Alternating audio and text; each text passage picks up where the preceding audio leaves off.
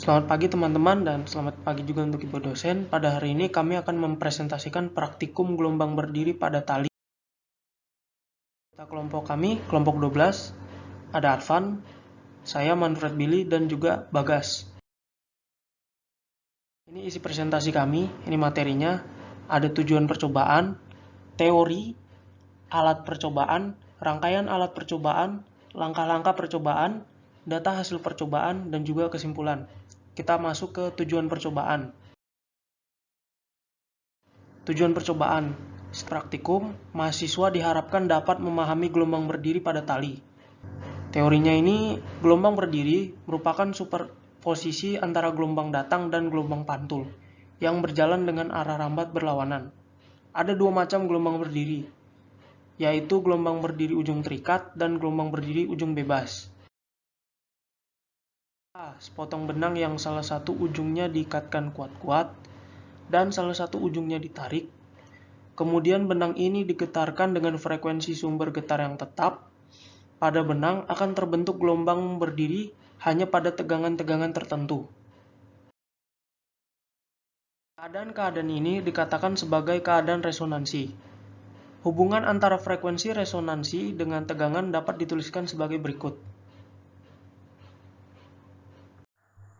Baik teman-teman, kali ini saya akan melanjutkan presentasi yaitu pada tahap pelaksanaan percobaan. Nah, pertama kita membutuhkan alat seperti pada gambar.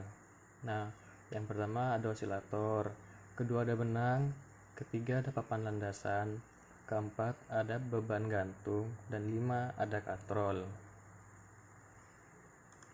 Setelah semua terkumpul, langkah berikutnya yaitu kita rangkai alat seperti pada gambar, lalu susunlah alat seperti gambar berikut. Nah, setelah tersusun semua, pada ujung tali yang menjuntai kita beri beban. Nah, setelah semua alat tersetting, lakukanlah langkah-langkah seperti berikut. Yang pertama, hidupkanlah frekuensi di osilator. Kedua, ubah tegangan tali sehingga terbentuk gelombang berdiri yang stabil. Pertama-tama, buatlah gelombang berdiri dengan satu buah perut. Ketiga, saat terbentuk gelombang berdiri dengan satu buah perut, catat tegangan tali. Ukur juga panjang gelombang terbentuk. Yang keempat, lakukanlah hal yang sama untuk gelombang berdiri dengan 2 perut, 3 perut, dan seterusnya. Yang kelima, lakukan juga untuk tali yang lain. Setelah melakukan percobaan, data yang dihasilkan kita taruh pada tabel seperti pada slide berikut. Dan seperti inilah hasil dari percobaannya. Nah, masuk ke pembahasan.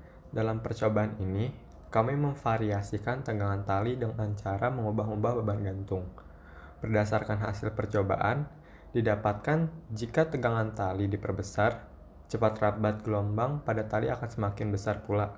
Dari data hasil percobaan tersebut, dapat kita lihat bahwa jika tegangan tali tersebut dapat dicari dengan mengalihkan massa beban dengan percepatan gravitasi, atau persamaannya gaya sama dengan massa dikali gravitasi. Ini seharusnya kecepatan sinusoidal dengan kecepatan yang dicari dengan hukum Melde memiliki kesamaan. Akan tetapi, waktu dihitung terjadi selisih. Adanya ketidaktepatan diperkirakan terjadi akibat adanya pembulatan dalam pengolahan data, posisi katrol yang bervariasi sehingga gelombang yang diukur sulit untuk diukurnya, beban yang diberikan kurang berat sehingga diperoleh tegangan tali yang kecil. Kesimpulannya, percobaan pada tali tersebut menimbulkan gelombang stasioner dengan jumlah dan panjang gelombang yang berbeda. Jumlah dan panjang yang berbeda ini disebabkan oleh beberapa faktor seperti gaya gravitasi, massa tali, berat beban, panjang tali, dan frekuensi dari osilator. Banyak gelombang berbanding lurus dengan frekuensi dan berbanding lurus dengan akar tegangan tali. namun berbanding terbalik dengan 2 kali panjang tali dan akar massa tali. Demikianlah beberapa hal yang bisa kita sampaikan. Mohon maaf apabila di dalam penyampaian mungkin ada kesalahan. Wabillahi taufik wal hidayah. Wassalamualaikum warahmatullahi wabarakatuh. Selamat pagi.